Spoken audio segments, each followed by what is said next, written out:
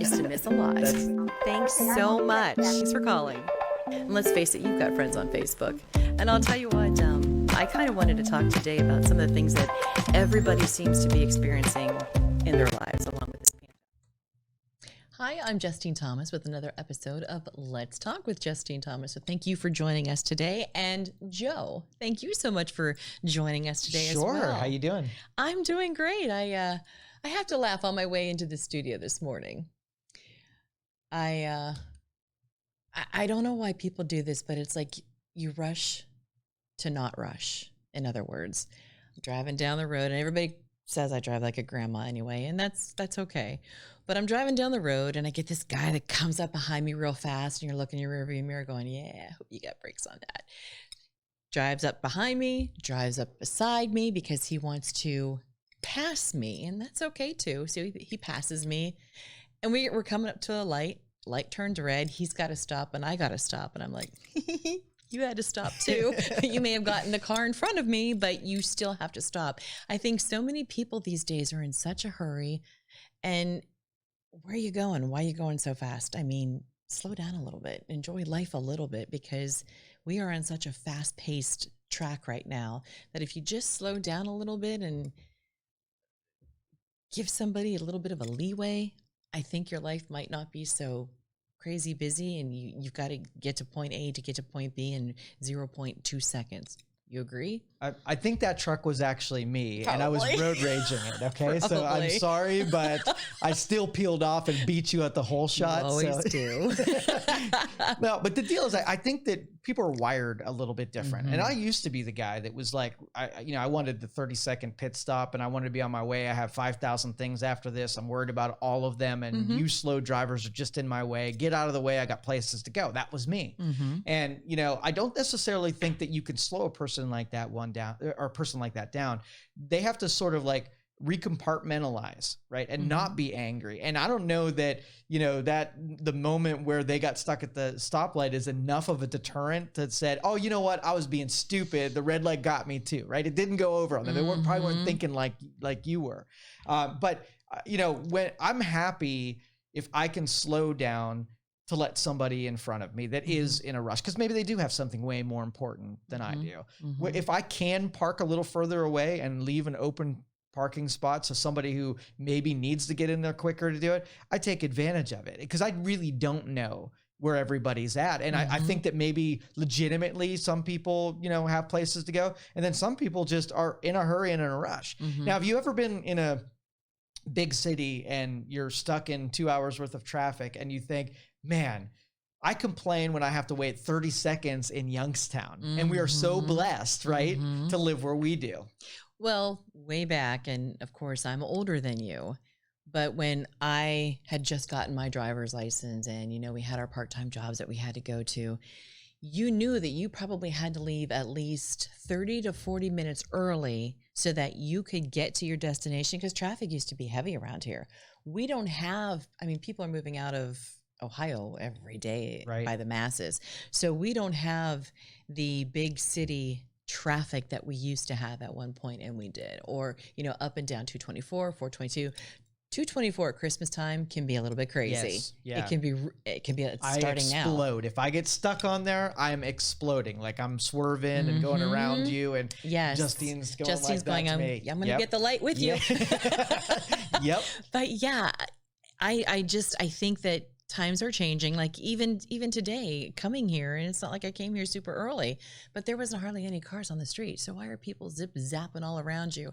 Have you ever gotten behind a car, say on the highway, and you're past them and somebody's like, blah, blah, blah, blah, blah, with the phone, right? Like this. And you're like, oh my God, you've been zigzagging all over the road. Oh yeah. I'm trying to pass you. And they're just talking on the phone, not watching what they're doing. Then they'll look over at you like, what you looking at? It's like, oh my God, I'm looking at your driving ability and how bad it is. Most of my speeding tickets have come from me getting away from stupid drivers. Like I know I could slow down and get away from you back there, but it's better to be ahead of you than behind you. And so, I'll gun it to 90 and get around somebody who I think's going to swerve at me when I get close enough. And then somebody pulls you over for that? I've gotten so many speeding tickets for that Are reason. you serious? Oh yeah, every time. Like I could be doing the speed limit, and I'll be like, "Hey, this guy's doing what you're doing, right?" And I'm gonna, and as soon as they go, somebody guns The me. lights going. Yep. Do you tell them, hey, look, I was getting away from what could have been a potential accident, or I was worried? Okay, like we've said on a previous show, I am a dick, and I cannot help it. No. I cannot help it. But when the officer starts talking, you know, when they come at you with that whole condescending thing, like I'll be like, oh, here we go. Like they'll give me a little lecture, but I'll say those things out loud. And so the rest of it is downhill. Like they don't offer me like warnings because I am like the way that I am. And this one guy, my wife told me, I was so fired up. We were on our way, I took the whole staff to a Browns game. And we were on, I think that was 77 going up, and I got hit. Right, with a speed gun, and they pulled me over, and I just knew the guy was just going to give me a ticket. We were already late for the game. Just hurry up and give me my ticket. I was so pissed off. I like rolled my window down like an inch because again, like and I couldn't hear him because I didn't have the window down. I just wanted my ticket to go on. And my wife later was like, do you know he said, I'm just going to give you a warning? And I looked down at the thing and it said warning. I'm like, oh, I should have been thanking him. And because I was in dick mode that I was so mean to the guy. But so I've been paying penance for that for the last 20 years because of that moment. And he was just giving you a warning. He does. Yeah. But it looked like a ticket. But it looked like a ticket. Oh my gosh. You got to think too that these officers that are pulling us over, they're walking up to our vehicles. They don't know. Their life's on the line every day. And if he's just like, hey, I'm going to give you a warning. Thanks, officer. Like, give me that damn ticket. But I could see you doing that. No doubt. I could see you doing that. And here's another thing, kind of parlay off what we talked about before, that our cars, because they're able to relay the things that we're doing. What if tickets are issued as soon as you make the thing that gets you the ticket? So if you speed, your car just tells on you and you get a ticket because you did it. It would take away from you getting caught because it would always be broadcasting what you're doing. But if your car's driving for you, like you said in a previous show that, you weren't, it was doing everything. You hit the pothole, you ruined a rim. Why is it speeding? Isn't it doing, because I know like even on GPSing, it'll tell you exactly what the speed limit is in the area. Well, my software is controlled that it sticks to 5 miles plus or minus the speed limit, depending on where it is. You can override that, right? You don't have to put the computer in control, and I can go as fast as I want to go. It's only when it's on autopilot. So maybe in the days when everything's autonomous and nobody's actually driving anything, then speeding tickets disappear, and then police departments will have to get their funding from somebody else. Yeah. Yeah, I could see that. I could. I would hate to pull up your driving record to see everything you got. I swear I'm blacklisted. There's probably notes like this deep about how I behave like a toddler when I get pulled over. Do you? I do. I know, like some women will cry and thank you, officer. Thank you. I'm so sorry. I speed. Or why were you speeding or whatever.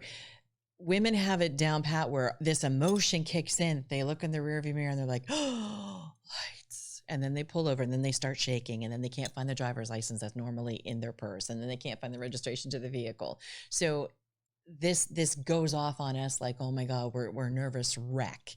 Men don't look at it that way. No. You guys get mad. You get frustrated. I get pouty. You get pouty. You're going to make me late, and then Justine's truck's going to pass me up, and I worked so hard to get in front of her. You ruin everything. Yes, that's how it is. But women, we're so sensitive. We are so sensitive. Do the tears work, by the way? I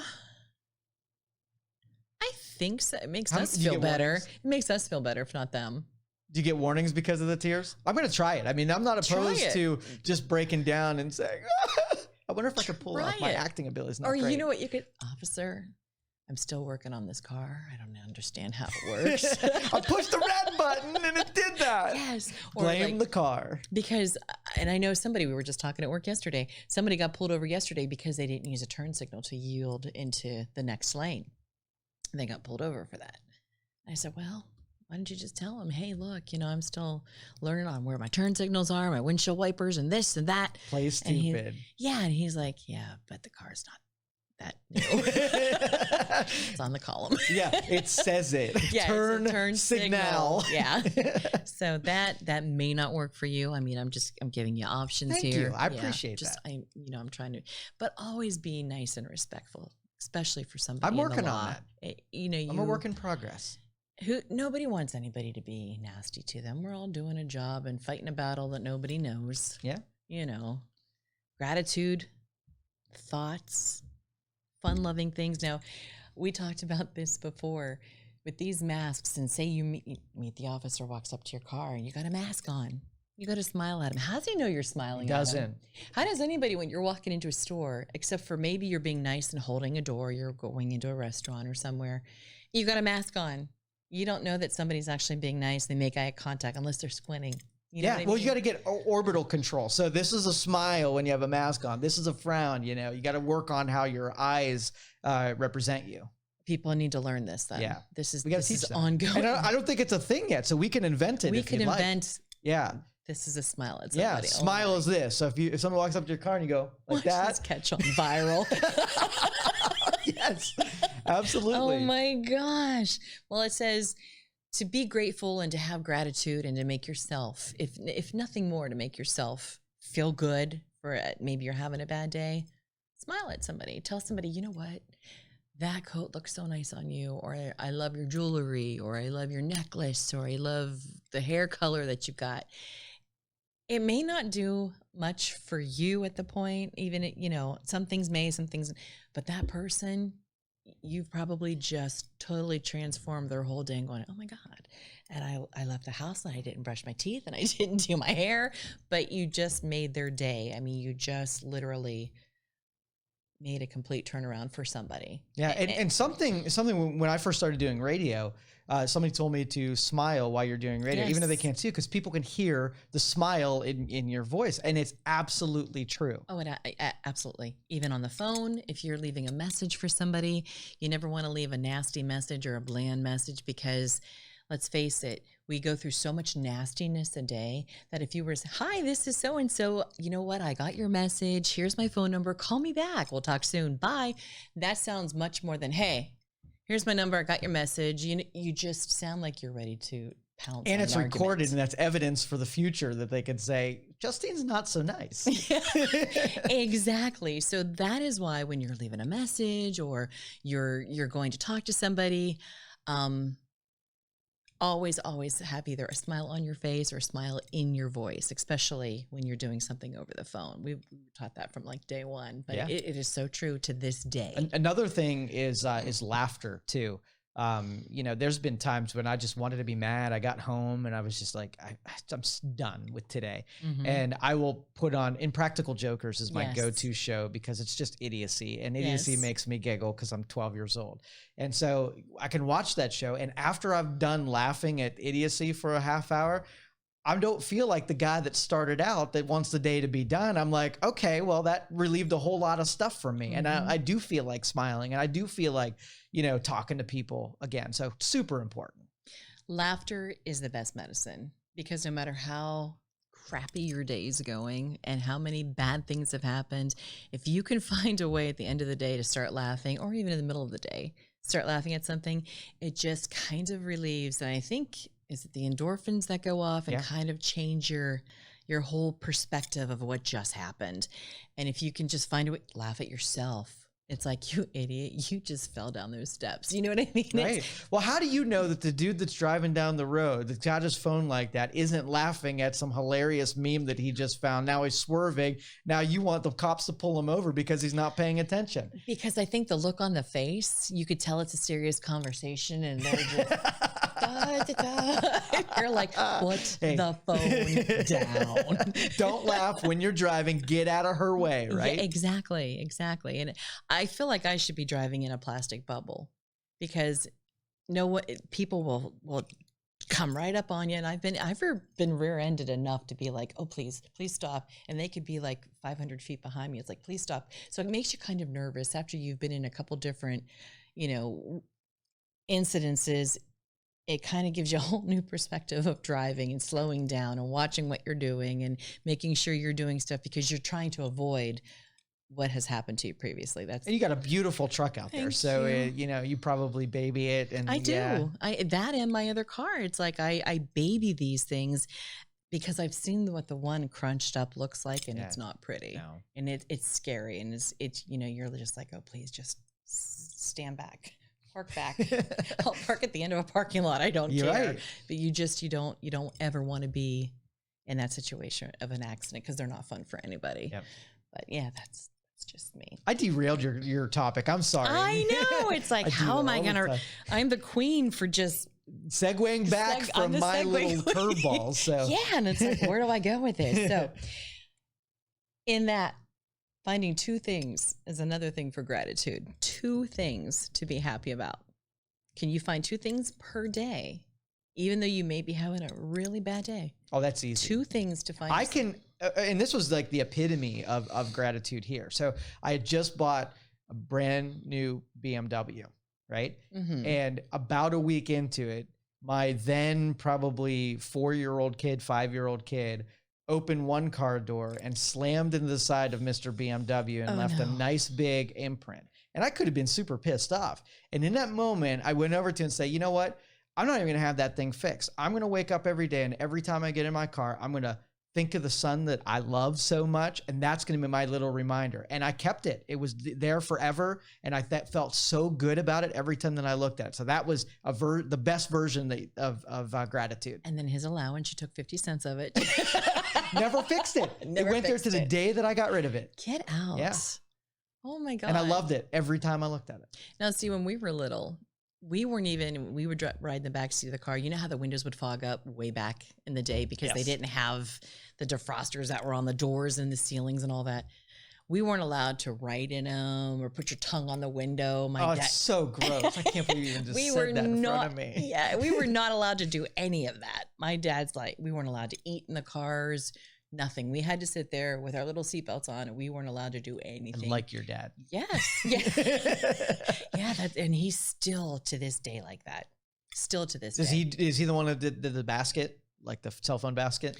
No, that wasn't him. He would not put his phone in the basket. Okay. He held on. That Interesting. He went the other way there.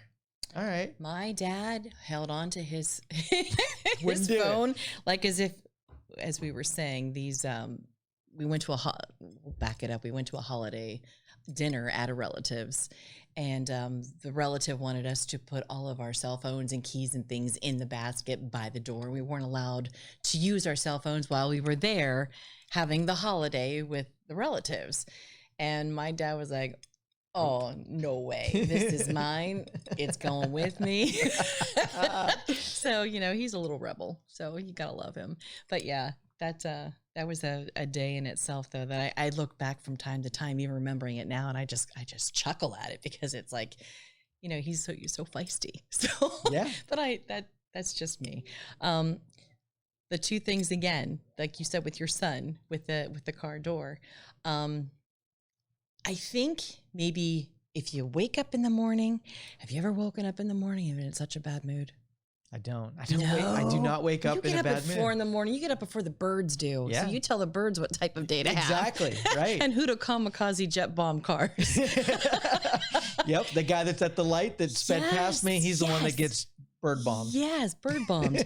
But I think for people in general, and this is just such a hard time right now, we're hoping that 2020 gets out of here, 2021 comes in, and it gives everybody a whole new fresh start. But in the interim, we've got 45 days left of this month, if that, or this year. Yeah, right. Oh, thank goodness. Well, I'm telling you, everybody that I talk to about this has sort of like a secret. This whole thing we're experiencing have been a secret blessing in certain ways. So having the gratitude of saying, one guy said that he would have never had this much time to spend with his kids, so he was able to that relationships that got rekindled because then you didn't have any other choices and it was forced you in the same room and you brought a relationship back to life. New businesses sprouted up because of it. So there was a lot of pain that went through this, but there's a lot of good things that happened too. So I think anybody can dig through this deal and find some blessings that occurred anyway. I think so. And I'll never forget when we first did the lockdown here and everybody had to stay in the houses. Everybody wasn't allowed out. You only went out if you had to go get toilet paper and paper towels and Lysol. But I'll never forget driving down the road And all of a sudden, when things started to loosen up a little bit, you see all these people walking their dogs and taking walks that you would have never seen normally walking. They it's were like ready to go. Yeah, it's like, oh my gosh, I didn't know that neighbor was here, and I didn't know that person was here, and oh, that they must be new, and because you've never seen these people, so they finally got outside. They were enjoying the fresh air. They didn't have their cell phones on them, and they were walking dogs because they did that for the last 3 months where they couldn't do anything else. And it is my contention here that had COVID not happened, there would be no Let's Talk show right now that you're listening to. This is true. It all happens for reasons. Yep. Yes. And it's been such a joy to have you. Look, I have learned so much. Not even driving skills. I have learned so much from you. But it's true. So there is my thankfulness, and there is my looking forward to, and my gratitude and attitude. Because if it wasn't for Mo Ray, I probably would have never, and I worked with Mo Ray. So it's weird how the chain happens, but it all happens for reasons. Yeah, but you can do either one. You could pick a chain and be upset that it didn't go your way, but at the same time, you can look at the stuff that went your way. You didn't cause it, but it was a total, lightning strike, a total blessing that came out of it. And you can pay attention to either one. Yes. If you pay attention to this one, you're going to feel terrible, and more of that stuff's going to happen. You pay attention to the other one, and same thing happens. You're going to feel awesome about it, and more of them are going to happen. But I look back too, and sometimes I think back on different things that have happened throughout this year. It's like, I'm glad it happened that way, because it's just like you would have never appreciated what you have now if you were still stuck in a different situation. Does that make sense? So if you had you were like, I really want a new car, right? And then a tree fell on your old car. You're like, yep, now it's an easy decision. It's an easy decision. I wanted to get rid of it anyway. So yeah. But you wouldn't have done it because it was good enough, and you couldn't justify doing it. But it takes the tree falling sometimes to get you off of the sidelines. To get you out of your comfort zone, in other words. So so I think things have a way of, one door closes, another door opens, and you're just like, oh my gosh, am I supposed to step through that door? Yeah, try it. Get out of that comfort zone. Do something. Get up and do it. Everybody can sit back and feel sorry for themselves. It's up to you and how you want to make this work out for you. And like you've said before in the past, you can't push it. You can't push something that's not supposed to not happen. Right. Exactly. You can't get, convinced that what you want to happen is what's supposed to happen. And sometimes it's not.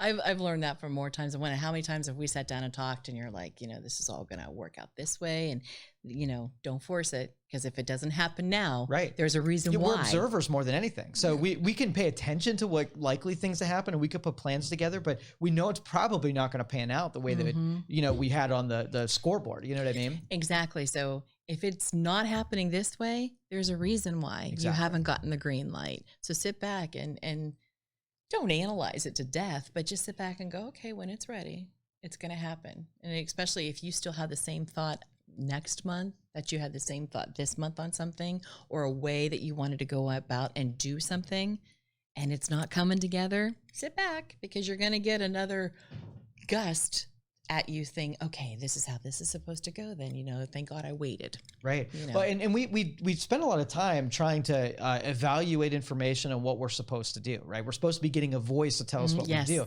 ever see the Bruce Almighty, or not Bruce Almighty, the one where he's in that town that he can't escape from? Oh no, it was Bruce Almighty. So because he was like, give me a sign, and there were like literal signs in front of him.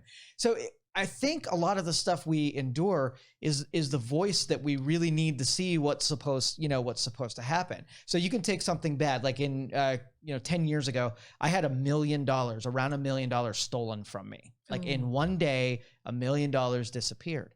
And that was a hard one to come home to, because who stole it from me, and where did it go? And, why didn't I have a handle on it? It was all this vulnerability at one time. And I'm thinking, there was a reason in that moment that $1 million was going to do more damage to me than losing that $1 million. And it was kept from me. It was taken from me for a completely good reason, right? I know that I could go make another $1 million, but that one was going to be destructive. So I tried to draw out of it, like, what was supposed to either I learn from it, or what's supposed to be in that lesson or message. And that was the hardest one, because that one felt punitive. And if you look at it as punitive, you think, why does this world have it out for me? Why can't I win? And then it just feeds upon itself.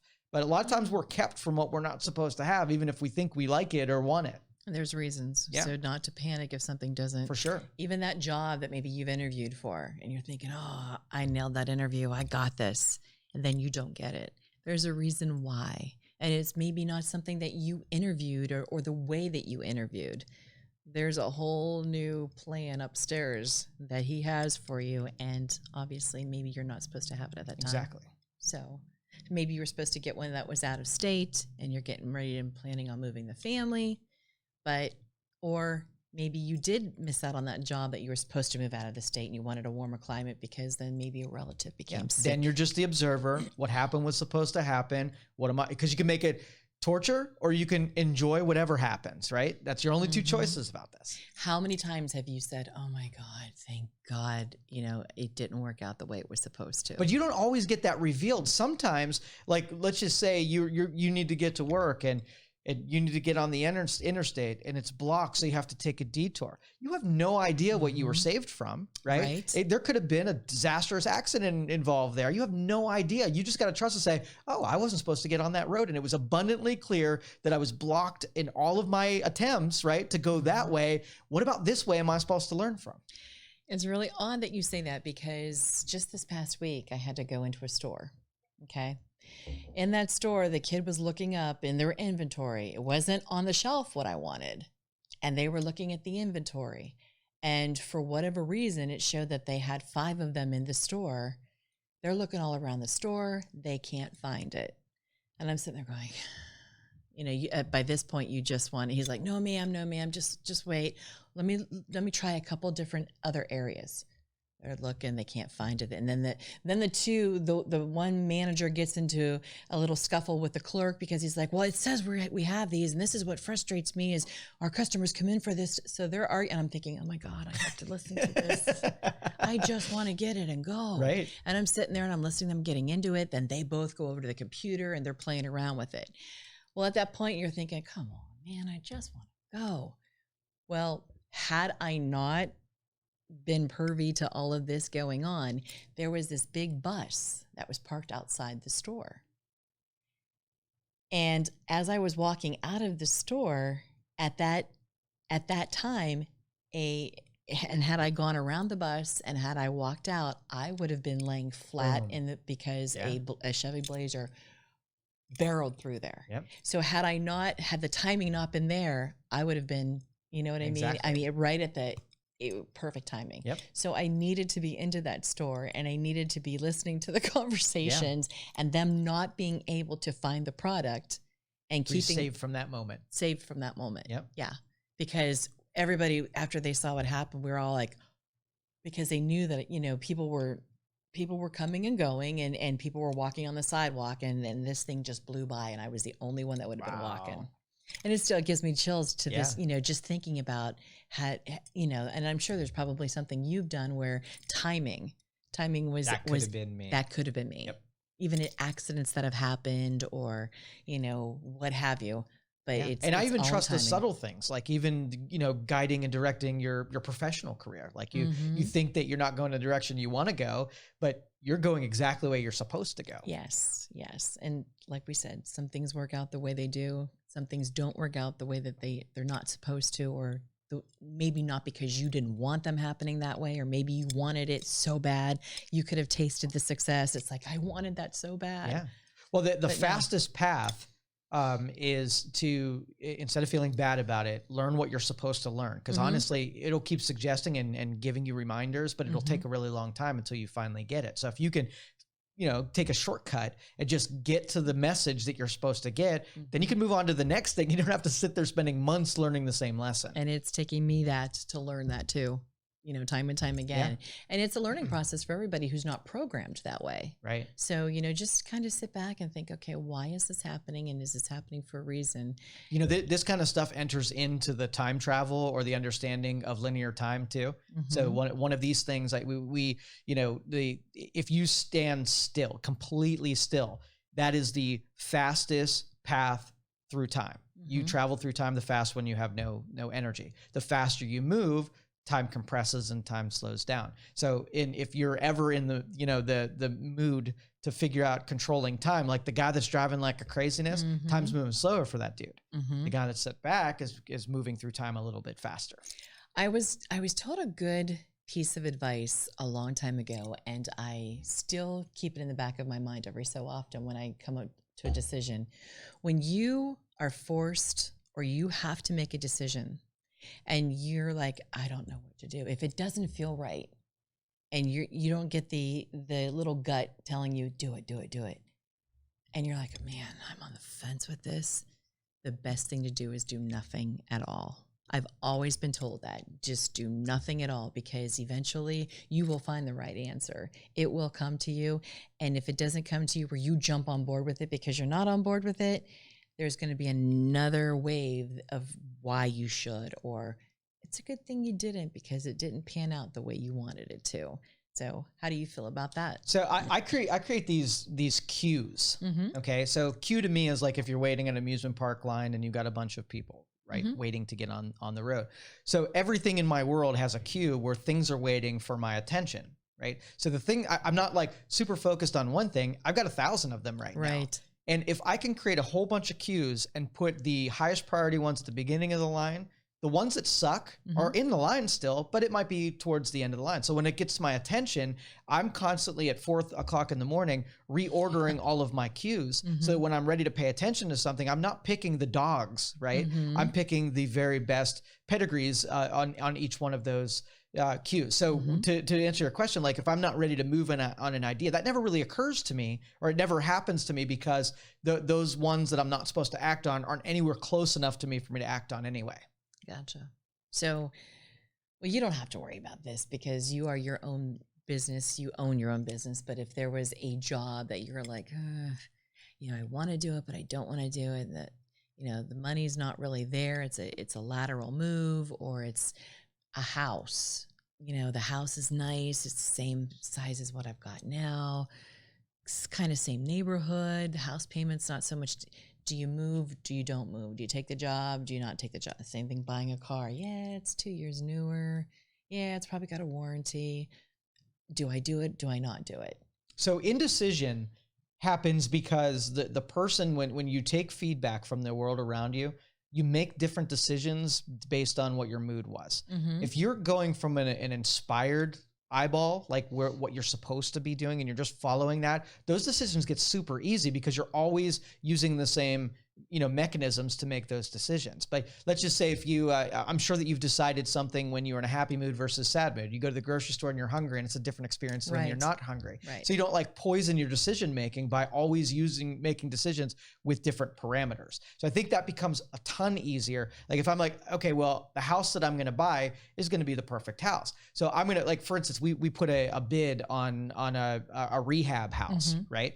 And I know that if I'm not supposed to have that house, there's going to be friction, right? If I'm supposed to have that house, it'll be smooth, whatever. So anytime I walk up to a decision, if there's friction, right, I take it back and put it back in the queue. I don't worry about it. I don't force it. I don't do anything, right? It was spoken to me. Just like you going to the grocery store or the retail shop, if your inventory was out, there's your message, right? Take it for what it's worth. Now, if you're sometimes forcing the issue and sometimes following instinct and then sometimes following how you're feeling today, you're not ever hearing the same voice telling you what you should do or not do. So it's really tough to tell somebody whether you should take the job. I would say, follow your instinct, but always follow your instinct. Never not follow your instinct. But kind of sit back and wait as well, right?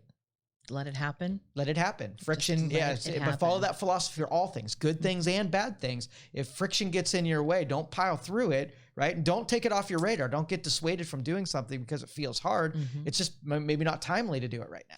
Well, they often say too, well, if it wasn't hard, or if nothing comes easy is always the catchphrases that we used to hear growing up as kids. Nothing comes easy, and if you want it, you need to work for it. And if everything was this easy, then everybody would be doing it.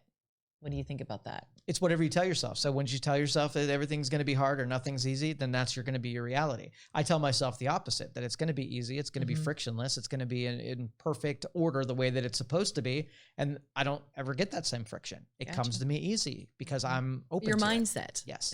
It's all a mindset. Yep. Okay. And that's part of the law of attraction, is that whatever you tell yourself, you're right. So if you say it works, it works. If you say it doesn't work, it doesn't work. If it's hard, it's hard. If it's easy, it's easy. Whatever you believe and tell yourself. Now, what about doing 3 acts of kindness for people a day? What do you think about that? That is now, a you really do. good philosophy. You do. Yeah. Because I've seen where you've done a lot for people. We were just talking about it before, about some of the things that you have done that people probably didn't know it was you that did it because you didn't want to put your name on it. But the 3 acts of kindness, and you could go so far as to say you're going to a coffee shop and somebody ahead of you orders, or somebody behind you orders a coffee, a latte or something like that. You put down extra money. I got his behind me. And then when that person comes up, so that's an act of kindness. It's not showing that you're, gonna buy a whole round for the whole place, but it is an act of kindness. And how do you all right, so I have a ratio of 3 to 1. Okay. 3 to 1, okay? Okay. And this started when I was a kid in church about tithing. Tithing is you give 10%, right? And you open your heart to things, and it's like a boomerang. You give it out, and it comes back to you. And then when it comes back to you, you have to then keep giving it away. So the goal is you're trying to push resources from you to other people, and it keeps coming back, so you have to keep pushing on it. So it changes the way if you think that a resource is limited, then you preserve it, defend against it, and you don't want to give it away. So, but if you want to have lots of something, try giving it away until it stops coming back. It never happens. So you give $1 and it becomes 2, and you give 2 and it becomes 4, and it just keeps going and going and going. So here's my deal. You get a dopamine response, a chemical response from giving. Right. And so it becomes the addiction that our phones do and everything else that gives a feel-good center. You need a positive enforcement. So I need to give something to you, and I need to see you smile. That's part of the transaction. Well, that's not why we're supposed to give. That boomerang happens when I give you the $1 and you tell me I'm a shit, and I still feel like giving you $1. That's a mechanism in your brain that needs to be, you need to exercise that. You need to feel good that you give something to somebody that doesn't even deserve it. Right. Right. Or appreciate it. So yes. mine is this. So I will do 3 acts of kindness in a row and not care about response, but I'm not trying to not get the response. But my one is I have to defy or kill the temptation of someone knowing that I did it. So it has to be 3 overt and 1 covert. And it is tough to do covert acts of kindness. Like I invented the grocery store fairy, right? And so I would keep my eyes open for anybody that was struggling for food. And then as soon as I got wind that someone was struggling for food, we'd buy a bunch of groceries, and then we would just make groceries appear on someone's porch. And we created a thing so that we would gather intel. They'd never know it was us. Groceries just appeared one day when the need arose. But that was when filling my quota is I had to have 1 covert for every 3 overt, because I didn't want it to be all about how I felt about it. I had to have 1 where I had no idea how it went. I didn't know the people. I didn't get to see their reactions. I didn't get the thanks. I didn't get anything that the feel-good chemicals the addiction would need. So then how did you, not that you needed to know, I did that and I did it, pat me on the back type thing, but you still want to know that they got it. How do you even know? I didn't need to know. That's part of the rules of the covert side is I have to keep my job, put it on the porch. What happens to it is what's supposed to happen. But what if it goes bad? What if they don't know it's you? What if they cut in home time? It's not on me. My job, put it on the porch and let what's supposed to happen happens. That is the test of training your brain to be okay with you not knowing what the end's going to be. Oh, wow. You do this a lot. Oh boy. Years, decades of training. Here's the hardest one for me. We did the pay it forward boxes around town. Yes. And so we had these closets that people would perishable items in. And for the first, when we put a new box out, we stock it for the first couple months until the community sees what it's all about. And then after the first couple months, the community kind of like takes over and they do their own thing. So if you have spare canned food or whatever, you put it in the box. Now, I put a camera in one of the boxes so I could see the comings and goings. And this was the original one. This was every bit of almost a decade ago. The one I would put like diapers and canned foods and some hats and gloves. So anybody come there there's a sampling of stuff for everything. And this one lady would come in, back her van in, and she would just wipe the entire thing out. I know she didn't need everything that was in there because it was different types of people that the stuff that was in there was meant for. But she would take everything, right? I get so pissed off because I felt like she was taking what she didn't need. And so I was like, Joe, this isn't about you. You have no idea what's happening. She might be going to a old folks home and distributing all this stuff to all kinds of people. Fill the frickin' box. And I'd do it again. And I'd watch her wipe it out. And I would be so pissed off because then she'd wipe it out and I'd get all mad again. I'm like, wait, the message here is I got to get over the Getting feeling. mad. Yeah. Because this isn't about me. Like, I'm not the judge about who takes what.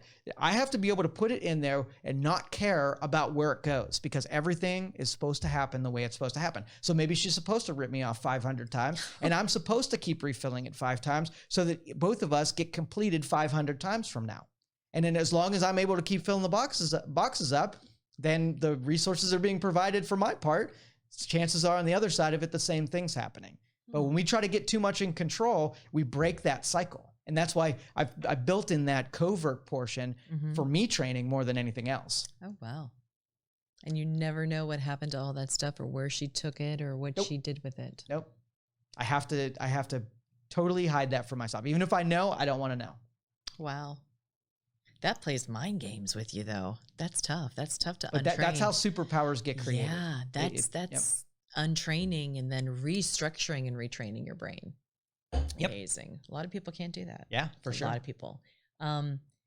Make sure to do one thing for yourself a day is another gratitude. You have to award yourself with something. So do you do one thing a day for yourself?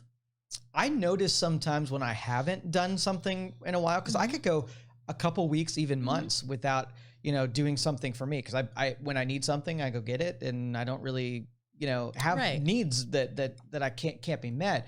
But no, I don't really make a concerted effort to do that. Maybe I should. Give me an example. Like, do you do it? No.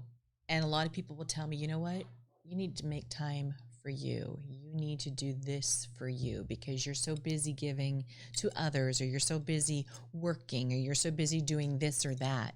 You need to take time out for yourself, or you need to do this for yourself, or you need to buy this for yourself. Reward yourself for doing something, you know what I mean? And it's not necessarily, oh, well, I did that, so I'm gonna get me some. It's just something that, it's been tough. I shouldn't feel guilty about this. I'm gonna do this for me. So it's a good feeling that, and then sometimes, you feel guilty for doing it because you're so used to doing for other people, but you do have to reward yourself because if not, you're just going to keep going and going and going and going and going and burn yourself out, or just not appreciate what you are doing, where you're like, you know what, I did make somebody's day, and give yourself that did feel good to do this for somebody, or it did, and just kind of slow yourself down a little bit and take time for yourself. Have that cup of coffee, take that night off, have that cup of coffee, open up that bottle of wine, or, do whatever it is that makes you feel good if it's just for one day. So here was a circuit, and this happens all the time just because of this training that we do. So I bought myself a really nice espresso machine. So I love my coffee. And I know you do. This apparatus was sitting on, it was shiny and perfect, and I hit a little button and it would spin and whirl and it made excellent coffee. And like I used it for 6 days, and I thought, I could probably give this to my church and they could use it a lot more than me. So then I take something I just rewarded myself with and I give it away. Yeah. So that's, and I bought myself another one, but I will probably give that one away too. So, but I think I've changed my standards of what the reward center looks like to me, that it feels better for me to give it to someone than me to have something receive. Sitting there. Yeah, for sure. Yeah. And we're taught that it's better to give than to receive, but sometimes it's also good to, and you rewarded yourself, but then after that reward was done, you're like, you know what? I don't use this like I thought. Take it. So I got the benefit of it, and then So I'll have to think about that. Maybe there is something that's non-monetary, how you reward yourself with, maybe, because I do key in on my health and how I feel, and I get myself everything that I need. I don't put a whole lot of energy or attention to it. It's just like an overall thing, But if there's something that you, like, I couldn't see you giving your car away. I mean, I could, knowing you, I could see you doing that. But it's just, things that you need as of things that are nice to have, that, I've had this I've made 3 cups of coffee out of it. Here, I'm going to give this to the church, that type thing. Or, the thrill's gone. here, it's yours now. So you still did it for yourself. Sure. But then you passed it off to, I don't need this like I thought I did. So, there's always that option as well. It says, ask someone their best quality and get them to talk about it. So, Joe, I know what your best qualities are, but I'm going to ask you because I already know what they are. And I could probably run down your caring, you care about what people do and how people are and how people kind of think. And what I mean by the way that people think is you kind of care about their general well-being and if they're in the right place at the right time or their head's on right. I see you worrying about that with people. Like you'll ask different people, you doing okay? Everything all right? You look like something's on your mind. I mean, you generally have a general concern about people. So you're a very giving person. You're a very successful business person. So you've got all these really great things that are going for you. But I want to hear you talk about yourself for a minute. I honestly think that one of my best things is that I can change things up. Like when my wife and I got together, one of the first things was we did not care what the outcome was. It could be cardboard box, we were together and whatever. And that removed all the limitations and pressures to actually do anything. And I've kind of lived with that kind of dynamic. You could take everything away from me right now, pick me up, put me on an island. And I will create exactly what I have there. You can never take anything from me because I can always recreate it. And in fact, I will give it away so fast that it'll almost be like I never had it because I always want to know that it's on me and it wasn't given to me or I didn't win the lottery or the $1 million wasn't just sitting there and it came easy to me. I want it to be hard to the point where I know that I could do it. It's always being, proven to me that I can do it. Yes. You're able to rebound on so much. If you've got a loss, you can rebound it and do it 10 times better. I mean, it's just, I could see you going, to that island and putting skyscrapers up there and for sure. That would totally, I know that I would. I could see you developing it. Yeah. And the zombie apocalypse, if it ever happened, you'd want to be on my team because I would totally live. I could see you doing that, and you would be taking care of everybody too, because that's just the type of person that you are. So, and those are amazing qualities. It says, look up to the sky, be thankful for your eyes that help you see in the clouds and the birds, the sun and the rain, because with all that, we wouldn't have what we have. Amen to that. So yeah. And again, we were just talking about redoing and being thankful for what we've been given. Do you ever call up an old friend and talk? Well, you hate to talk on the phone, so I know that that's probably not, but I could talk. I've got my circle, my tribe, as we call them, and I may not talk to them for months, maybe a year that goes by, but I know that I can call them up and we could talk, and it would be like we just picked up the conversation from yesterday. So, I think it's important to at least keep your circle. Maybe you don't have to talk to them every single day, but call them up, give them a thing of praise, because you have no idea what that person or general understanding what they're going through. They may be having a really rough streak right now, or they may be having a really great streak right now. And you just kind of want to hey, I'm here for you. If you need to talk about something, I'm here for you.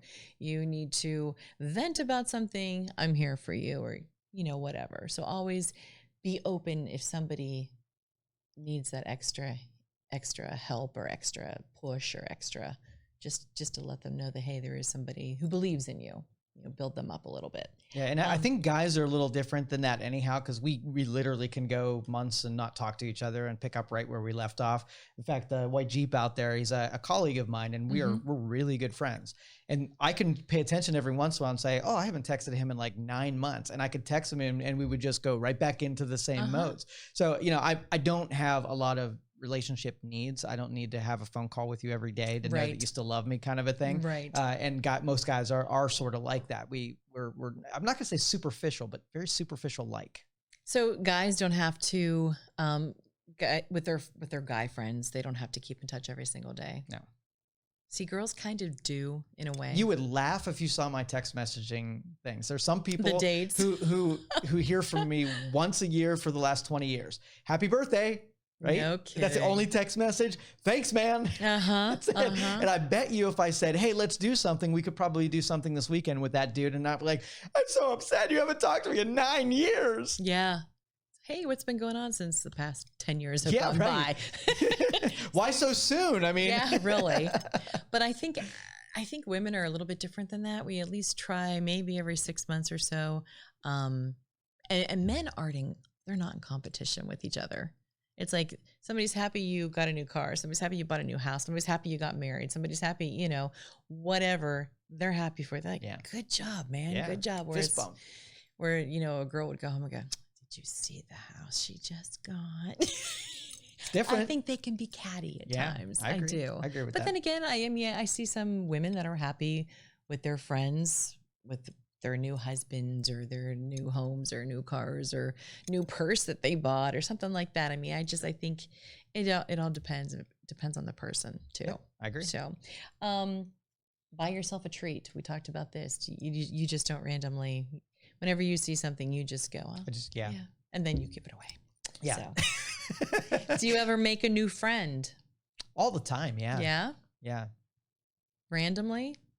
Yeah, I'll talk to anybody. I'm just like that, and sometimes I feel guilty sometimes about that. I don't really need it. Like I have there's no compulsion in my body that I need to go talk to a human being today. I could sit in a corner, have complete silence, and be completely happy. I do not need human interaction, and I start feeling guilty after the time has gone by, and I haven't needed or wanted that at all. So I almost feel like I want to go do it to make sure I'm still human. And sometimes I'll take my kid out with me on appointments just to show like my customers that I'm a human being, because I do kind of get robotic at a certain point. So it's that socializing. Everybody's getting away from it. You get away from it. You don't want to be around people. Yeah. And then of course, then you don't have to worry about wearing your mask because there's nobody around you. So, right. So I think in this day and age, people are becoming less and less socialites. Think about how, I mean, you would think about it like, oh, I didn't go to any weddings this summer. And I'm like, I didn't have to go to any weddings this summer. Yeah, see, different things, right? Any graduation parties. I didn't have to go to any of those stupid things and I didn't have to. Yes. It's just such a strange year. And we're all going to be so happy that this year is going to be over. And we're just praying that 2021 is going to be a lot better. Agreed. Do something for a good cause, like do some volunteering. That's another thing they say helps you feel better about yourself. So if you go down to a soup kitchen and people are out that, you know, less able to maybe get a meal for a holiday or something, and you're there and you're helping out, or, you know, somebody less fortunate, you helping is supposed to really be able to make you feel like you've done something good. And I could see that. I could see helping and doling out the food and helping the cleanup process afterwards, because it takes a lot. It takes a whole team to put something like that together. There was a business simulator, and this is kind of going to dilute it down to math, but there was a business simulator, and through the simulation, you would set your budget, set your marketing, set your labor costs. And there was a last thing there, which was charitable giving. And when I was trying to figure out how this functioned, like you spend it on market and what happens? Well, your marketing goes out, lets people know, your demand goes up, and then you sell through more of your product, right? All the math computed. Right. But I got down to the charitable giving. I'm like, how does charitable giving translate to doing more business, right? What about it does more business? And I really went round and round with what could possibly be happening. You know, does charitable giving change other people? Like you go and give you money, then do you do business with me? And I'm like, that doesn't make much sense. I mean, does it mean that that you giving it away changes you and you operate differently, you have different priorities? I'm like, okay, well, maybe a portion of that has to do with changing your heart and how you approach things. So then I started really paying attention and experimenting in the real world to see if that little charitable giving formula translated to the real world. So if I went and called up a company right now and said, hey, do you want to do business with Youngstown Computer? They would probably treat me just like every other salesperson. But if somebody wanted to do business and they went out and sought people who were charitable in the community, or they knew that they came from a different place, would you much rather spend your money with the salesperson who just wanted your business, or the person who gives stuff away to soup kitchens and whatever? I mean, it's an absolute. I would too, because if I spend money with them, that's some of that money actually might end up back in the community. So I'd be helping him and helping the community at the same time, right? And the second part of that was there were relationships that were forming that would have never come to fruition had I not gotten the community and met that person, because I wouldn't have met them in the normal business transactions because they were no part of the normal business transactions. So, but all of this stuff fruited that happened because of charitable giving in 900 indirect ways. And it was amazing to watch it happen. And I could document it in a flow chart. And when I look at the results of the flow chart, it makes no sense. Yeah. It makes no sense that it would actually work, and nobody would actually plan that, but it absolutely works. Oh yeah. And you would have never thought in a million years it would happen. And Yeah. will it ever happen again? Maybe, maybe not. But at that point, at that time, you were meant to do that. Yeah. So yeah. So we have two parts of our brain. We have the logical and the imaginative side. And the guy that's on the logical side would look at the business plan and add up the figures and say that would never function. The imaginative guy would believe that in spite of the numbers, that something would work. And this is an example of how it defies both of them. The imaginative side is not going to come to that conclusion, and the logical guy is not going to come to that conclusion. What do they call that though? What's the center? I don't know. I don't have a name for it. You got to come up with one. I'll make a name up for it. You've got, because it'll go viral. No matter what Okay. it is, it'll be the Joe thing. Okay. What would Joe do? I love that. We talked about that before. What would Joe do? All right. Look at yourself in the mirror and say thank you for showing up and being you. Do you ever give yourself? Not in the mirror. So again, I'm going to expose my weirdness. So in my office, I have 3 portraits on the wall. Okay. I have Thomas Edison, I have Albert Einstein, and I have Nikola Tesla, right? And I have a meeting with them every morning. Like I address them like they were sitting, in the same room. And after I talk with them, I have a little meeting about what we're working on and what we're doing. I go through my list of healths. So professional health, spiritual health, relationship health, communication health, and all the way down the list. Sure. There's 8 of them that I work on. And whatever one of them I'm working on, it might be finance.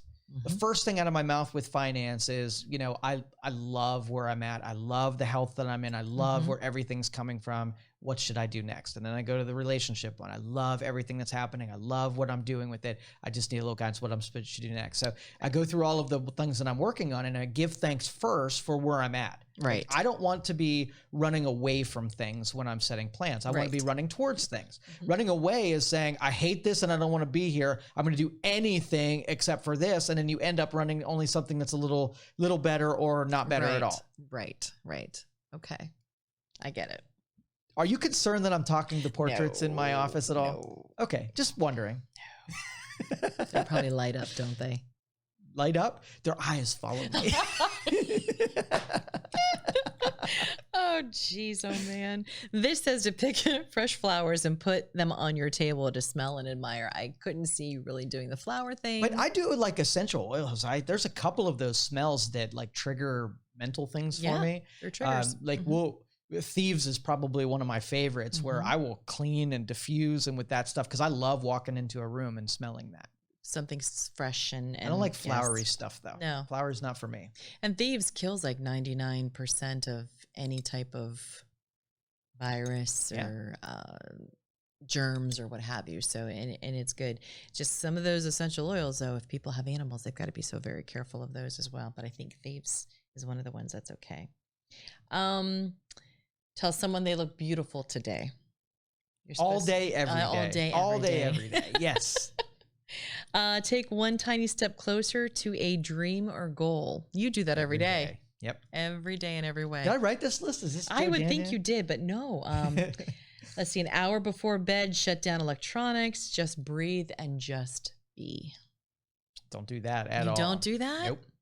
Nope. I have a procedure that is but I'm a little different. Like I don't have the same kind of habits that normal people do. There's nothing that's super intense where I'm not on a high and I'm able, once I stop working, to naturally come down. So even if the electronics are on or the TV's on, I'm sort of checked out a little bit. Like I don't know much about what's going on at that period of time. So even if you're watching a TV show, you're not really watching that TV show. It's just background noise. Yeah, that's exactly what I would call it. Yep. Write 5 things you're grateful for every day. I think I do that with my meetings in the morning. Meetings in the morning. I would say I don't write it down, but I have a vision board that's sort of that. Your corporate meeting that you... Yeah, with the dead people. Yeah, dead people. I see dead people.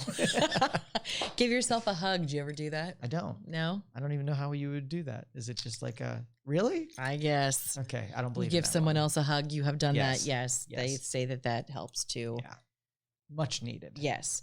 Do 15 minutes of exercise and be grateful for your strength and muscles. For sure. You do? Oh, yeah. Good for you. Good for you.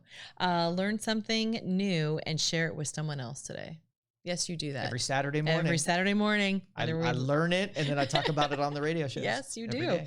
And it's Actually, you do. weird stuff that I come up with. Like my favorite was the mailbox. Like I bought a house, mailbox? and the mailbox leaned, right? And I hated it. Every day I came home, I saw that mailbox leans. It's not straight. It's not symmetrical. I hate it, right? But I don't know how to do anything with a mailbox. And then one day I said, you know what? The only way that I'm going to fix that mailbox is if I tear it out and I figure out how to put a mailbox in the ground the right way. And so I watched like 4 hours worth of YouTube videos about how to do a mailbox. You don't think it would be dig a hole, put a post in, and be done. So much more to it than that, right? Really? And so I defied my lack of mechanical skills, and I installed a mailbox that was plumb and straight, and I drive by it every day, and I think, I did that. There's a lot of things you can find on YouTube. Yes. Like yeah. our shows are on YouTube. Yes. Make sure to subscribe. Good segue. Thank you. She is the queen of those. Yes. I had to get a reprieve from the last one. Say something uplifting to a stranger. Do you ever do that? Yeah, they get weirded out a little bit sometimes, but it doesn't matter. How about this one? Be gentle to yourself. You make a mistake, acknowledge you tried, you did your best, and now I'm a drill sergeant. If I screw up, I'm so hard on myself. Yes. Wow.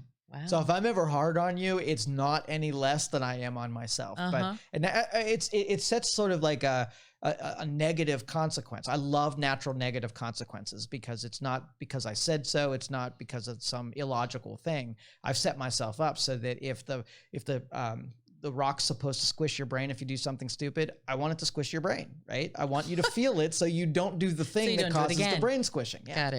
Got it. There's a reaction to an action. Yeah. Or an action. And I will fight for that consequence to fully materialize. Oh, wow. I learned so much from you.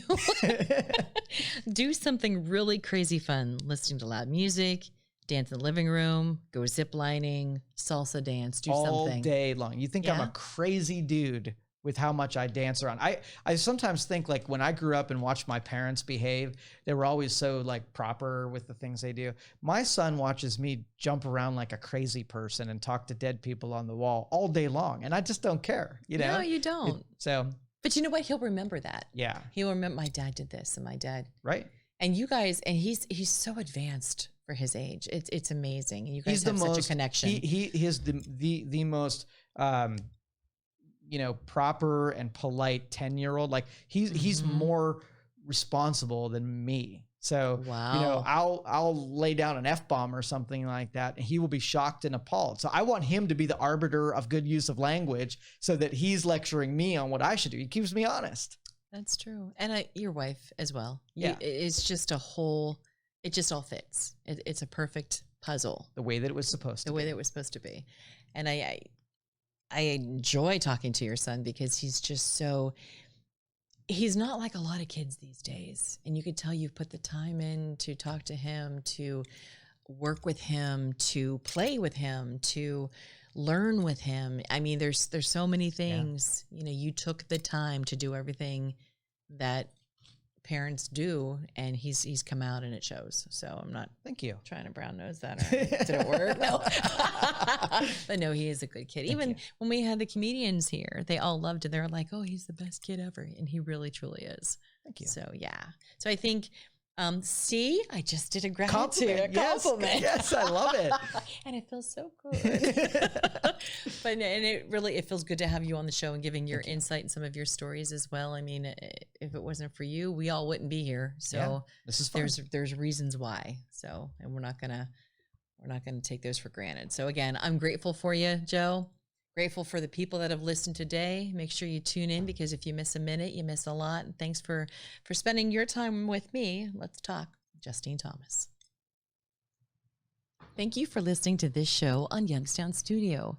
If you like our programming, we invite you to subscribe to our YouTube channel, follow our Facebook page, or subscribe to your favorite podcast platform like iTunes or Spotify. This is original Youngstown content, and we would appreciate you sharing the videos and the word about us. Thank you.